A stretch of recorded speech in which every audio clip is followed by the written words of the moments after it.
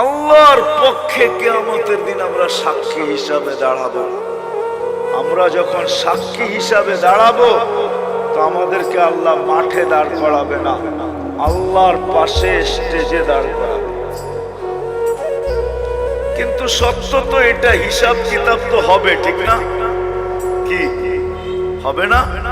হ্যাঁ, তা আমাদের নবীজি জিজ্ঞাসা করবে আল্লাহ হিসাব কিতাব কিভাবে নিবেন? আল্লাহ বলে সবারটা যেরকম নিব এরকমই নিব। আমাদের নবীজি বলবে যদি সবার সামনে আমার উম্মতের হিসাব কিতাব নেন তাইলে তো আমি তো লজ্জিত হয়ে যাব, কেননা আমার উম্মত তো দুনিয়াতে গুনাহ করছে, আমি তো লজ্জায় পড়ে যাব। আল্লাহ জিজ্ঞাসা করবে তাইলে কিভাবে নিব? তো নবীজি বলবেন যে আমাকে নিতে দেন, আমি আলাদাভাবে নেই। আল্লাহ প্রশ্ন করবে আপনাকে যদি নিতে দেই তো আপনিও তো আপনার উম্মতের গুনাহগুলা দেখবেন, তখনও তো আপনার চেহারাটা লজ্জায় ছোট হয়ে যাবে যে তোমরা আমার উম্মত হয়ে এই গুনাহ করলা, তো করলা কি কইরা, ঠিক না? সত্য তো?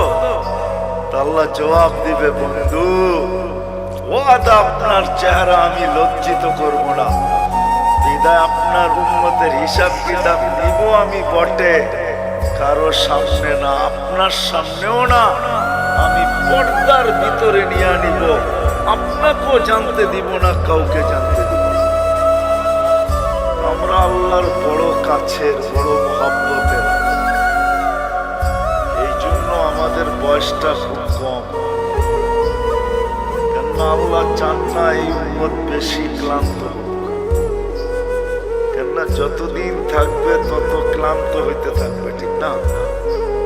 কি বলেন? মনে হয় বুঝাইতে পারতেছি না।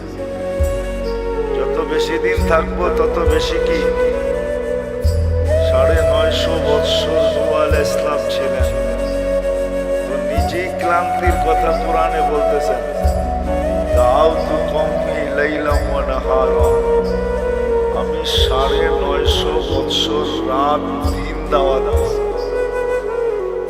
এটা একটা ক্লান্তি না? পরিশ্রম না?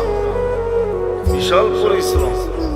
950 বৎসর টানা রাত দিন। আমাদেরকে আল্লাহ বেশি বয়স দেন না এই জন্য যে আল্লাহ চাঁদটা আমরা বেশি পরিশ্রম করি, এই জন্য বয়স কমায় দিছেন। আমার মনে হয় আরো কম দিতে চাইছেন, কিন্তু ভাবছেন আবার এত কম দিলে কেউ আঙ্গুল উঠায় কিনা, এই জন্য 60-70 বৎসর দিছেন, বেশি দেন নাই। কোন উম্মত কতদিন থাকবে দুনিয়া